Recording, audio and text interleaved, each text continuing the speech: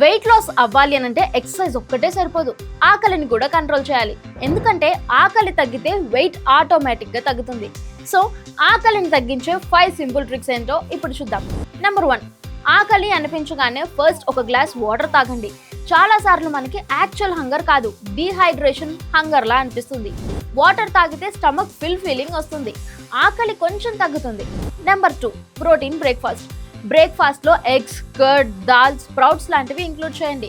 Protein వల్ల stomach late గా empty అవుతుంది, ఆకలి స్లోగా వస్తుంది, ప్లస్ బ్రెయిన్ కి ఎనర్జీ కూడా బెటర్ గా ఉంటుంది. Number 3, fibre friends. Daily vegetables, fruits, salads తినండి. ఫైబర్ డైజెషన్ ని స్లో చేస్తుంది, స్టమక్ లాంగ్ టైం ఫుల్ గా ఉంటుంది, ఆకలి కంట్రోల్లో ఉంటుంది. Number 4, slow eating habit. Fast గా తింటే బ్రెయిన్ కి ఫుల్ అయ్యింది అన్న సిగ్నల్ లేటుగా రీచ్ అవుతుంది. స్లోగా బాగా చూ చేస్తూ తింటే తక్కువ ఫుడ్ లోనే స్టమక్ ఫుల్ అయినట్టు అనిపిస్తుంది. నెంబర్ 5, ప్రాపర్ స్లీప్ తక్కువైతే హంగర్ హార్మోన్ పెరిగిపోతుంది, నెక్స్ట్ డే ఎక్కువ ఆకలి, ఓవర్ ఈటింగ్ జరుగుతుంది. నైట్ ప్రాపర్ స్లీప్ ఉంటే వెయిట్ కంట్రోల్లో ఉంటుంది.